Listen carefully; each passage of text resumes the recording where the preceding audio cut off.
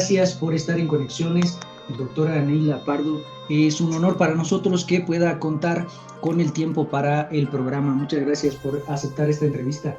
Apreciado Edwin y apreciada Verónica, muy buenas tardes.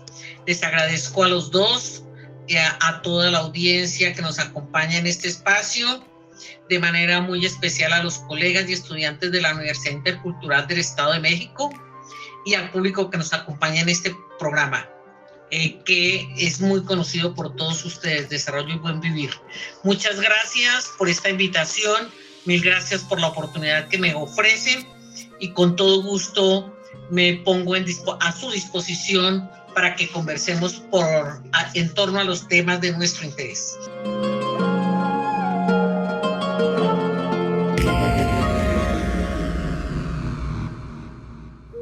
Bienvenido a Conexiones.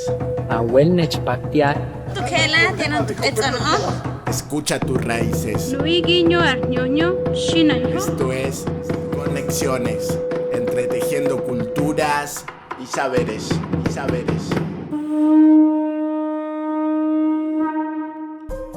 Cualitonali Masegualmej. Bienvenidos a Alternativas del Buen Vivir, en voz de Adriana Rodríguez. La alternativa del buen vivir. Empecemos por ver qué es eso del buen vivir y por qué se convierte en una alternativa fundamental, esencial en este espacio-tiempo de cambio de paradigmas y de necesidad de renovación de los modelos que seguimos a nivel personal, colectivo y humano. Para comprender las alternativas del buen vivir, debemos ir al origen de nuestros pueblos y culturas, revisando la historia personal y colectiva, porque en ella están las respuestas a muchas de nuestras preguntas. Recordemos que antes, al inicio de todo, había un orden natural de la vida, cuando los ciclos del cielo eran la guía de la convivencia en la tierra. Entonces se caminaba el buen vivir, sintiendo el mejor momento para la siembra y se recolectaba la cosecha que, cuando era abundante, se repartía entre todas las personas de la familia y de la comunidad, asegurando el alimento e incluso permitiendo guardar para que la tierra descansara, mientras se hacían otras actividades como construir caminos, limpiar las montañas, escoger las mejores semillas, o simple y profundamente caminar la palabra para sanar el corazón de todos y cada uno de los miembros de la común unidad. Porque así funciona. Eso es el buen vivir. Vivir en común unidad, en donde todo y todos hacíamos y hacemos parte de todo, incluida la naturaleza, los hermanos árboles, las hermanas plantas, los abuelos y abuelas montañas, animales, nubes, arcoíris, incluso el rayo es el mensajero del cielo, mientras los temblores expresan el sentir de las entrañas de la tierra, que va acomodándose con movimientos telúricos que los más sabios interpretan como el lenguaje de la tierra. Pero todo eso que quizás viviste o puedes vivir, se fue alejando a la misma velocidad con la que llegó el tren que echaba humo, con las carreteras pavimentadas, las construcciones y los edificios de propiedad privada, el papel llamado dinero que intenta comprarlo todo o casi todo. Así se le fue poniendo precio o desprecio a lo que tenían los abuelos, incluido el saber de ellos. El saber, los viejos conocimientos que fueron desplazados por la ilusión del desarrollo y del progreso. Nos dijeron que teníamos que avanzar, ir a un lugar que era mejor que el que teníamos, porque allí estaba el futuro. Lo demás era un pasado que se fue llenando de la sombra del olvido a la vez que nos fuimos olvidando de nuestro origen, de nuestras raíces. Esas raíces que constituyen alternativas a la globalización, al capitalismo, al socialismo capitalista, a las separaciones que prometen todo lo que ya teníamos y que sin darnos cuenta nos lo han ido quitando en aras de un desarrollo que aún no conseguimos. Y es curioso, porque justo ahora, aquí y ahora, muchas personas y comunidades que viven en países supuestamente desarrollados buscan volver a la tierra, buscan el buen vivir como la alternativa para superar la falta de oxígeno en las ciudades, para alejarse del ruido que les permita conectarse con el silencio, para volver a la naturaleza, crear ecoaldeas y recuperar pueblos abandonados, para llegar a sentirse uno más con la común unidad, lejos del individualismo y de la competencia. Algunos dicen que ir atrás es retroceder. Sin embargo, no se preguntan qué sentido tiene seguir corriendo a un lugar cuya única certeza es la soledad y la desconexión con el orden natural de la naturaleza. Tampoco se trata de descartar los avances de la tecnología. Por el contrario, podemos incorporarlos, necesitamos usarlos para limpiar la tierra, el agua, el viento, y así quizás podamos volver a ver los mensajes que los ancestros dejaron escondidos, esperando que renaciera la nueva humanidad en el planeta Tierra. Esto fue Alternativas del Buen Vivir. Para mayor información, consulta la página filosofiadelbuenvivir.com. Hasta Mostla.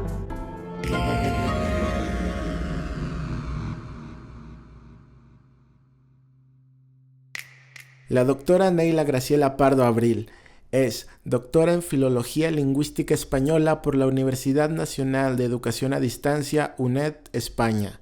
Magíster en Lingüística Española por el Instituto Caro y Cuervo. Magíster en Administración y Supervisión Educativa por la Universidad Externado de Colombia. Licenciada en Lingüística y Literatura por la Universidad Distrital Francisco José de Caldas. Profesora titular e investigadora del Instituto de Estudios en Comunicación y Cultura y del Departamento de Lingüística de la Universidad Nacional de Colombia. Sus investigaciones están centradas en las líneas del análisis del discurso, comunicación y cultura. Ha participado en redes de investigación, como la Red Latinoamericana de Analistas del Discurso sobre la Pobreza y la Federación Latinoamericana de Semiótica. Regresamos a Conexiones. Bien, pues muchísimas gracias. Si le parece bien, podríamos comenzar que nos platique un poco sobre los factores culturales, políticos, que inciden en mayor medida en las identidades emergentes, sobre todo en los casos de desplazamiento forzado. Muchas gracias. Un tema de gran importancia para nosotros en Colombia, especialmente porque cuando pensamos en fenómenos como el desplazamiento forzado, necesariamente tenemos que entender cuáles son las afectaciones negativas que este fenómeno produce en la vida de un número amplísimo de personas en Colombia y en las sociedades en general donde ocurre este problema. Cómo es que se estabilizan expresiones que desestructuran la identidad, no la construyen, y desestructuran el lenguaje, desde luego. Por esta razón, se producen fenómenos de resistencia que necesariamente tienen que ver con expresiones que se instalan básicamente en nuestra potencialidad para el lenguaje.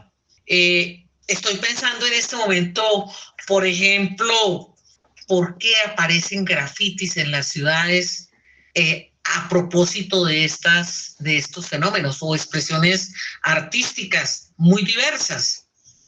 ¿Por qué y cómo una determinada generación se centra en un proceso de denuncia y crítica social permanente? ¿Por qué se crean estrategias y se construyen formas de resistencia? Yo podría pensar que la resistencia podría expresarse, definirse, conceptualizarse, algo así como una capacidad interactiva colectiva que tiene carácter persuasivo y que tiene un propósito claramente orientador de la acción social, siempre en la búsqueda de ir transformando, modificando, orientando la acción social, de manera que cada uno pueda acceder a un ámbito de oportunidades que tienen que definirse en términos de las restricciones a las que son sometidos los grandes grupos humanos, particularmente comunidades marginalizadas. En este sentido, podríamos pensar que la resistencia es consecuencia de las tensiones que se distribuyen intra y extragrupalmente a través de diversas formas de comunicación entre comunidades y organizaciones. Son expresiones de resistencia las que permiten reivindicar y posicionar problemáticas e identidades como asuntos representables y de importancia colectiva, susceptibles de trascender la esfera de lo privado. Los movimientos de resistencia se erigen en medio de la desconfianza ciudadana, tanto en relación con los estados como con los partidos políticos, todo lo cual marca un punto de partida para la construcción de una contrahegemonía que en su calidad de praxis política nos ayuda a concretar de manera muy específica unas autodefiniciones, no solamente en el orden de lo temático, sino también en las maneras como estamos construyendo nuestras propias identidades en el orden no solamente individual, sino sobre todo colectivo y particularmente anclado a movimientos sociales que frecuentemente son identificados por los estados y con frecuencia sancionados, perseguidos o tal vez maltratados. Digamos que en esta perspectiva podríamos pensar que la resistencia es un acto funcional y productivo cuando se asume discursivamente en tensiones sociales, particularmente disputas, conflictos como el nuestro, y que transforma también las formas de usar nuestras expresiones del lenguaje. Estoy hablando del lenguaje en todas sus dimensiones, no solamente el uso de una lengua en particular, es también miradas gráficas, pictóricas, de diseño, de color, de formas, etcétera, inclusive el uso de la corporalidad. De manera que tenemos un concepto muy amplio del lenguaje y por eso hablamos de que nosotros los seres humanos somos lenguaje multimodal, es multisígnico o multimedial hoy en día, es decir, se distribuye a través de tecnologías. Ese es un punto fundamental en este caso. Todo eso lo hacemos de manera racional, planificada, con el propósito de alcanzar algunos consensos a través de unidades de significación. Eso me parece que es un punto nuclear, porque al final todas las disputas colectivas asumen formas de negociación, de mediación y arbitramiento como una alternativa para solucionar esos conflictos, las tensiones o las disputas que son propias de una comunidad. En el contexto colombiano, por ejemplo, que está marcado por el desplazamiento forzado interno, si tenemos en cuenta que nosotros tenemos un gran sector de la población victimizado, lo que tendríamos que pensar es que en las expresiones de búsqueda de resistencias hemos construido en el país ejemplos muy relevantes de cómo la resistencia social gesta comunidades de paz. En este sentido voy a dar 3 ejemplos como para que ustedes tengan una idea. En la zona pacífica colombiana, por ejemplo, hay una serie de pequeños pueblos que sufrieron un proceso de victimización por una parte del ejército y por otra parte de los paramilitares. Y estas pequeñas poblaciones, hay una que se caracteriza por su liderazgo en ese proceso, que es Cacarica. Cacarica en el departamento del Chocó crea, ella como población y poblaciones aledañas, formas de resistencia y crean una expresión de paz, de búsqueda de paz, que se consolida en eventos, en acciones, en arte y otras cosas. En Samaniego, Nariño, por ejemplo, tenemos, que es una zona fronteriza con el noroccidente colombiano, donde tenemos una zona muy conflictiva. Allí hay toda una tarea alrededor de la construcción de centros de paz, lugares de paz, etc. Y en Samaniego, en Samaniego, Nariño, al suroccidente del país, tenemos unos fenómenos similares. Lo que quiero decir con esto es que la resistencia surge como consecuencia de una violencia exacerbada que en el caso colombiano está relacionada con el conflicto armado interno, en donde se asume y legitima formas de victimización, que en este caso estamos hablando concretamente de un tipo de crimen. Nosotros tenemos en el país 74 tipos de crímenes registrados por las distintas instituciones del Estado que han hecho esas referencias. y lo que hace la gente es simplemente recurrir al derecho para exigir condiciones de dignidad humana muy concretas, dirigidas a las instituciones estatales, a las autoridades, etc.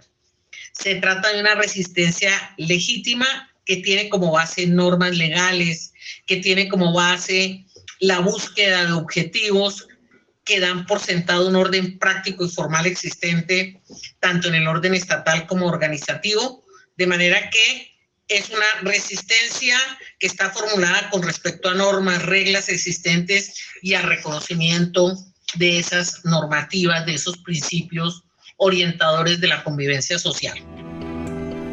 Pónganse en contacto con Conexiones al teléfono 712-123-5963. Continuamos.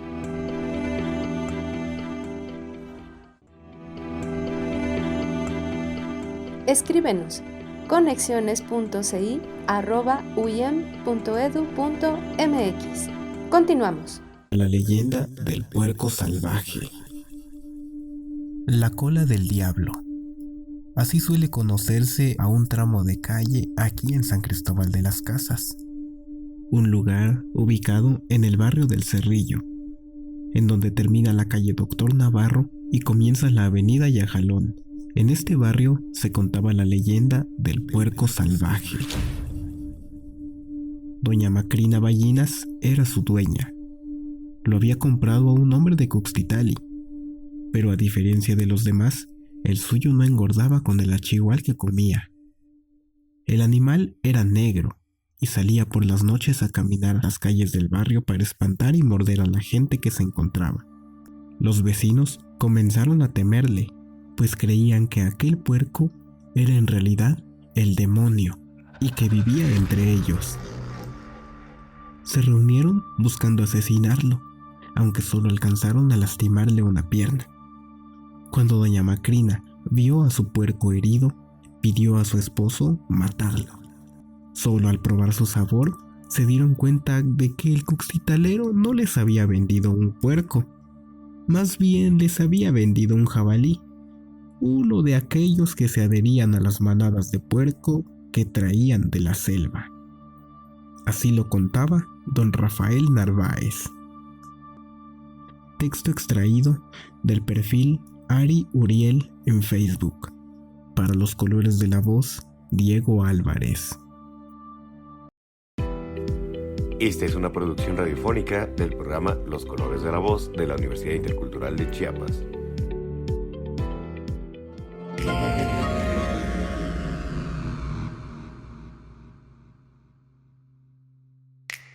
Podríamos pasar a, sí, justo la siguiente pregunta que tiene mucha relación, doctora Neila, con lo que nos acaba de comentar.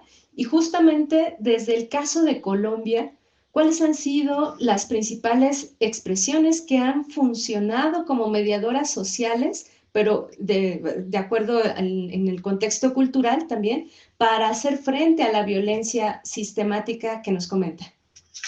Bueno, yo creo que una de las principales expresiones es justamente de lo que venimos hablando, ¿no? De las resistencias.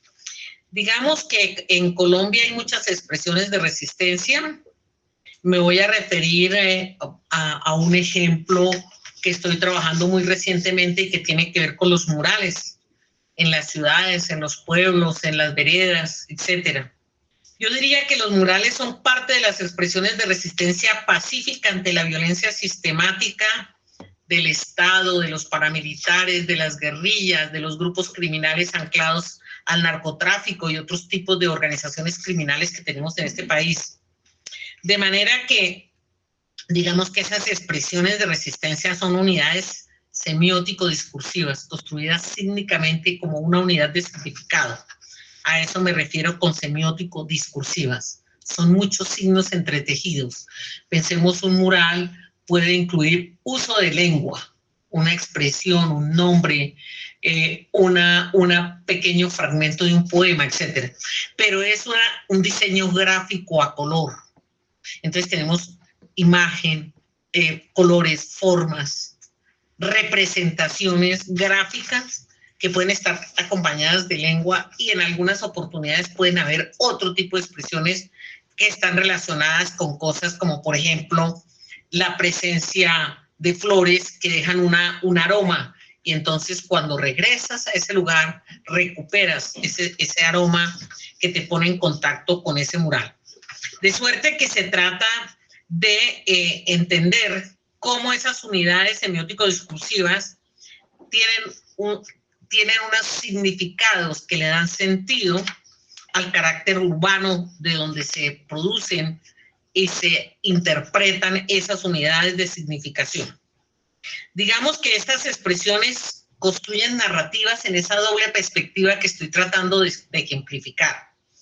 Son multisígnicas, pero también pueden llegar a estarse distribuyendo en la web. Hay muchas plataformas que están recuperando esas expresiones de resistencia que nosotros tenemos en el país y que pueden ser objeto de interlocución y diálogo con cualquier ser en el mundo. De manera que se trata de articular significados y sentidos en el marco de prácticas e interacciones, identidades, axiologías, acciones interactivas mediadas socioculturalmente, y recupera sin duda seres, objetos, identidades, axiologías, principios, normas, etc. Es entonces un dispositivo, básicamente. Digamos que los murales, en mi perspectiva, actualizan un conjunto de relaciones que capturan, orientan, determinan y modelan comportamientos, conocimientos, creencias, saberes, opiniones y actitudes en el marco de las relaciones de poder propias de la sociedad colombiana y que aparecen en las sociedades, circulan en las sociedades como un acto discursivo. En esta misma perspectiva, creo que los murales logran canalizar tensiones sociopolíticas, involucrando discursos locales y globales con el propósito de asumir una posición crítica y de potencial transformación. En este caso, frente a eventos de violencia cometidos principalmente por instituciones como el Estado, actores armados legales e ilegales, guerrillas, paramilitares, grupos criminales, etc. Es entonces una expresión contrahegemónica. El mural, podemos pensar que se trata de una práctica que ayuda a consolidar procesos de memorialización que interpelan al ciudadano, activando y actualizando memorias, olvidos y silencios. En este proceso se busca visibilizar y resaltar determinados aspectos de los eventos del pasado, de un pasado que es esencialmente violento, para legitimar la búsqueda de una acción colectiva. Cuando uno piensa en el desplazamiento forzado interno en Colombia, por ejemplo, nosotros que tenemos un proyecto de investigación internacional que se llama Paz y Movilidades y que está financiado por la Unión Europea, donde contamos como pares académicos a 5 universidades europeas y 3 latinoamericanas. En la Universidad Nacional de Colombia estamos atendiendo los compromisos con ese proyecto, realizando la construcción de un mural intrauniversitario con la presencia de estudiantes de distintas facultades, que tiene el propósito de visibilizar la voz de las víctimas de movilidad forzada interna. Esto es desplazamiento forzado interno. Consecuencia de reflexiones sistemáticas que abren el diálogo colectivo y la presencia de las víctimas en el mural. Se trata de un mural que pretende ser un punto de referencia para agencializar la sociedad colombiana y fortalecer diálogos productivos capaces de constituirse en fuente de transformación social, muy concretamente, en torno a ser una fuente de transformación que conduzca a pensar la paz. En este sentido, el mural es un discurso que funciona como un dispositivo artístico, estético y político de resistencia y de reproducción de memoria colectiva, orientando a la gestión de una sociedad más justa e incluyente. En nuestro caso, el arte mural es una expresión de resistencias populares que buscan desestructurar los patrones de violencia asociados al desarrollo de un conflicto armado interno que nos agobia por varias centenas de años y que nos incluye en un proceso en donde la acción estatal está muy frecuentemente en contravía de los derechos humanos, de los derechos a la paz, de los derechos a la igualdad, como referentes que deben constituirse en fuente de la interlocución. En el mural tal vez saltamos por encima de esas dificultades e iniciamos un proceso de creación y de transformación propia alrededor de un diálogo que se instaura en una expresión estético-artística. Bien, doctora, pues para seguir, digamos, en la misma tesitura, podríamos decir, y como lo ha señalado, estos ejercicios plásticos, artísticos, como el mural, son un despliegue precisamente de memoria colectiva, pero también de instauración de resistencias. Entonces, no sé si nos pudiera platicar un poco más respecto del papel precisamente de la memoria colectiva en estos procesos de resistencia y para hacer frente a estas violencias sistemáticas, pero además cómo esa memoria se despliega en diferentes espacios de habitabilidad, que pueden ser la urbe, pero también la universidad, pero también el pueblo, pero también ciertos lugares emblemáticos de nuestros territorios. ¿Cómo incide este proceso de memoria colectiva al apropiarse de esos espacios urbanos o de habitabilidad? Muchas gracias, Edwin, por esa pregunta que me parece de vital importancia en esta reflexión con todas las personas que nos acompañan hoy aquí. Vamos a partir de esa relación que va del espacio urbano para poder tener un anclaje con los modos como se socializan los saberes, las experiencias, las emociones, los hechos de la vida cotidiana, todo lo cual que, desde mi punto de vista son siempre una suerte de narrativas que pueden estar circulando en nuestras comunidades de una manera analógica por las formas tradicionales de en papel, etcétera, etcétera, pero también pueden estar transitando digitalmente. Entonces, el mural puede estar en una pared, pero también lo puedes encontrar en una página web, en un blog, etcétera, en una red social. De suerte que estamos en este momento pensándonos más allá de cómo esas acciones de construcción colectiva que hemos ya definido de alguna manera nos permiten expresar en narrativas los tejidos de memoria que estamos construyendo como sociedad y que se estabilizan en esas narrativas, en esas maneras de representar, en esas unidades multisígnicas y con mucha frecuencia multimediales, porque circulan en los espacios tecnológicos disponibles. De suerte que nosotros, cuando hacemos la reflexión sobre el espacio urbano, y humano, desde luego, lo que estamos pensando es que esos espacios tienen un núcleo muy importante que está anclado al espacio-tiempo, y eso tiene una conexión directa con el territorio. De manera que nosotros reflexionamos en perspectivas similares a las que estoy proponiendo en este día de hoy para todos ustedes, este fenómeno que podría ser punto de referencia para profundizar, cuestionar y eventualmente transformar lo que nosotros estamos proponiendo.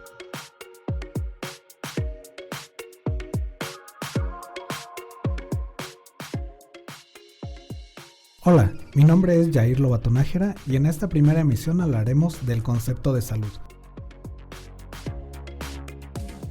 ¿Por qué hablaremos del concepto? Porque es importante reconocer que, si bien es cierto que muchos acudimos a la consulta médica porque tenemos dolencias, padecimientos como resfriados y demás, en realidad la salud es un concepto que está ampliamente utilizado para no solamente cuestiones físicas, biológicas, sino también interviene en aspectos sociales, culturales, espirituales y demás. La definición de salud más aceptada internacionalmente es la proporcionada por la Organización Mundial de la Salud, que la define como un estado de completo bienestar físico, mental y social, y no solamente la ausencia de afecciones o enfermedades, es decir, la enfermedad no es solo una cuestión física, con síntomas como dolor, náuseas, problemas para respirar, entre otras, sino que se contemplan a los factores mentales como las emociones y además se contemplan factores sociales, es decir, la capacidad de una persona para interactuar adecuadamente con los demás, establecer relaciones sanas y significativas y desempeñarse de forma efectiva en su entorno social.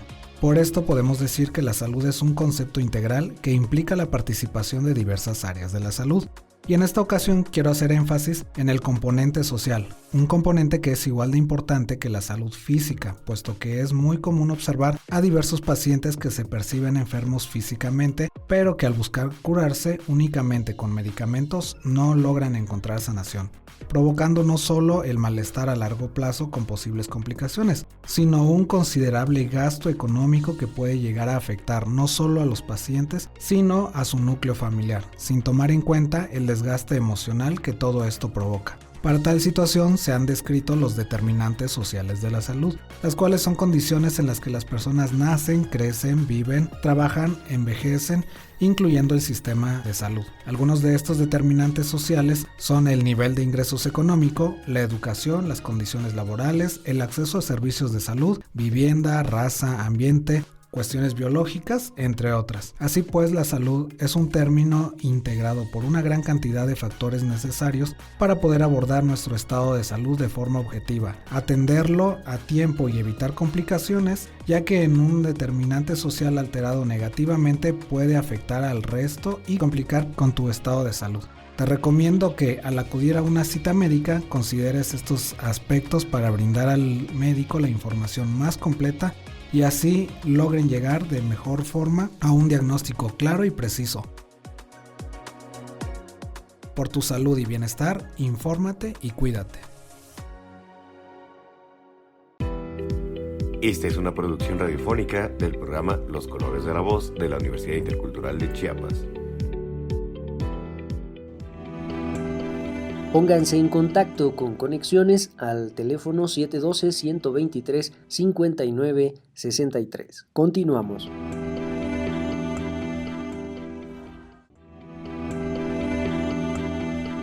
Escríbenos conexiones.ci@uyem.edu.mx.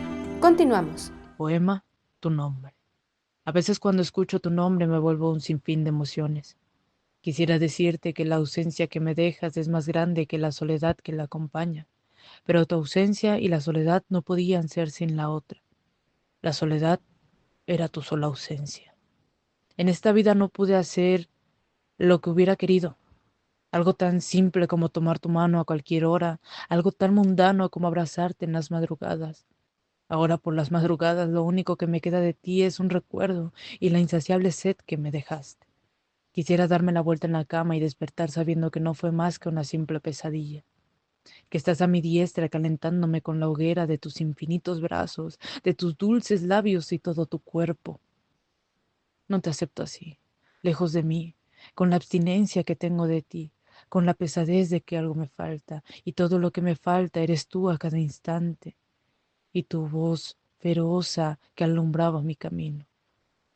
A veces me digo que ojalá nunca te hubiera conocido, pero conocerte fue lo mejor que me pasó, acompañada de ese vasto idilio, acreedora de las 1001 noches en que te espero. Existen ocasiones en que la ausencia de alguien te cala hasta los huesos, en donde la presencia y esencia de esa persona está tan constante en tu día a día que el sacarla por un tiempo te vuelve un desastre. Sin embargo, uno decide desde dónde ver esa soledad, acompañado de buena música preferentemente, pues la música tiene ese algo que te ayuda a digerir un poquito mejor un sentimiento desde donde yo lo veo.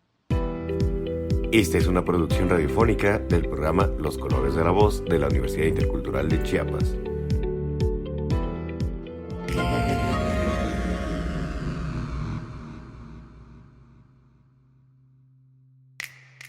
Que sí, me parece un aspecto importante que podríamos abordar y justamente hacer ver cómo desde la academia, cómo desde los estudios universitarios, la funcionalidad, pero también la importancia de la reflexión crítica, sobre todo, de nuestro quehacer, no solo, digamos, local, sino también las aristas con las que se vincula un fenómeno de investigación, pues generan este tipo de problemáticas y de aspectos de interés para estudiar, para investigar. Entonces, por favor, su opinión.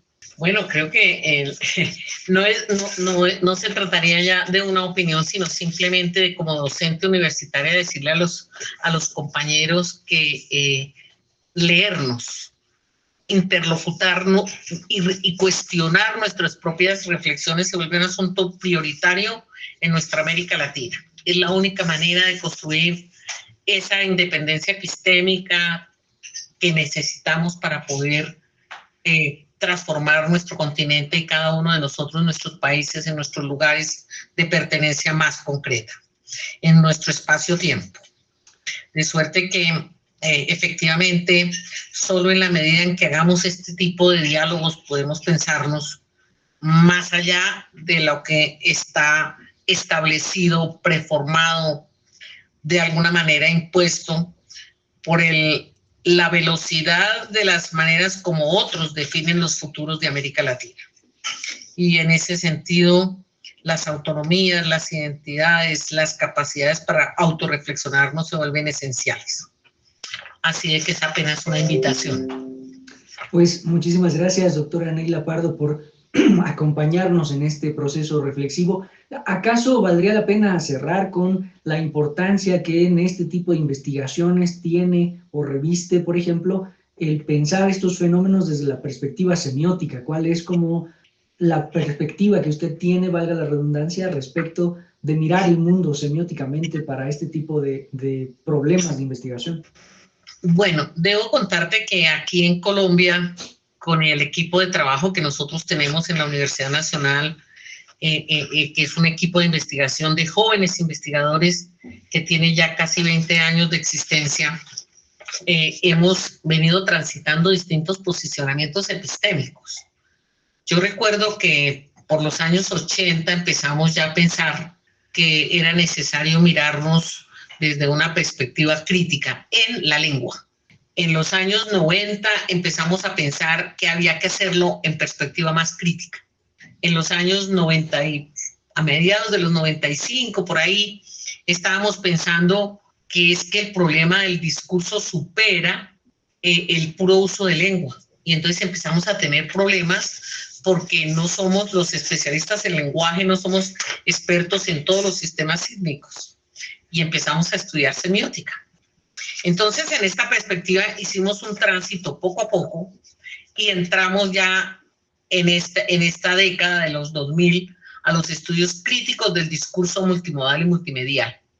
O sea, miramos una unidad discursiva por lo menos como una unidad multisígnica y como una unidad que eventualmente puede estar instalada en los mass media. Eso para responder la parte de la semiótica.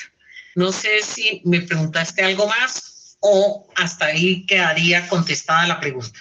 Sí, yo creo que es suficiente y enriquecedor esta charla, esta conversación. Le agradecemos muchísimo, doctora Neila Pardo, por esta conversación para Conexiones y esperamos seguir en próximas ocasiones dialogando al respecto de otros temas. Muchas gracias. Gracias, Edwin. Muchísimas gracias, Edwin. Muchísimas gracias, Verónica.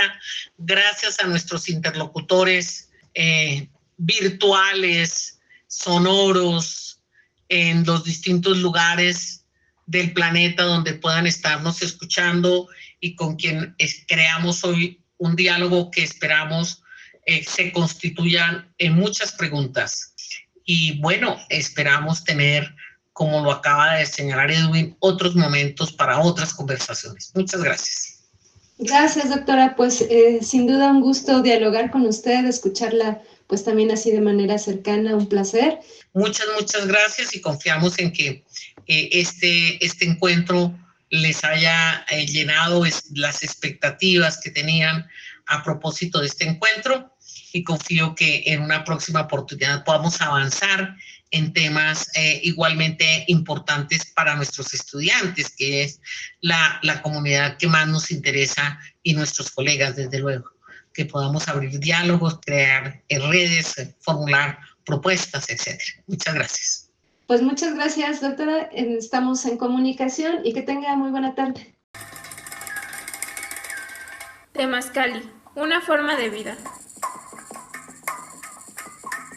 Reggae, sibi, soshihumu son elementos que aquí se hacen presentes. Ven al Temazcali, una práctica ancestral heredada por culturas de todo el mundo que te invita a una introspección. Es un espacio propicio para repensar, reencontrar, replantear y reflexionar desde el interior del ser. Ven y sé parte de la experiencia donde se comparten conocimientos míticos, filosóficos, prácticos y espirituales. Todo esto para un buen vivir. Te esperamos en las instalaciones de la Universidad Intercultural del Estado de México, los días jueves a las 4 de la tarde.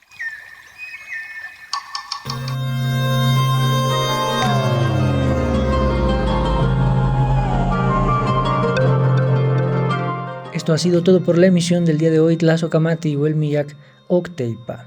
Agradecemos al equipo de producción de este programa: Daniel Vallejo Garduño, Nadia Cruz, Daniel González, Edwin Morón, Araceli Ramírez y Verónica Trujillo.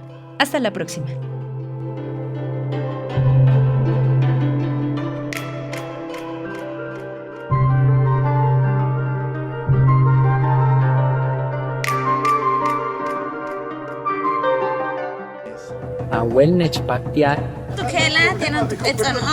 Escucha tus raíces. Esto es Conexiones, entretejiendo culturas y saberes.